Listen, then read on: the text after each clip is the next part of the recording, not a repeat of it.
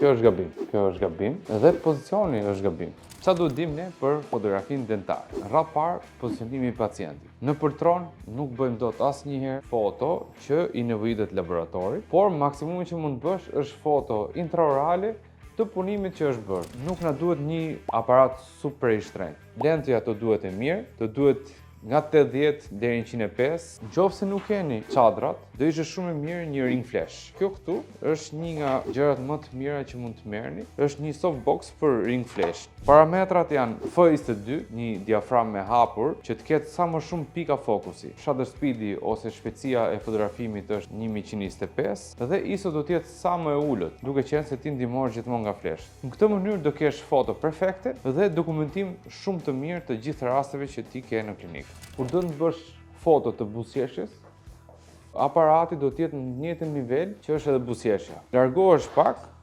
i rrit fuqinë e blicave dhe shkon i bën edhe një foto portret.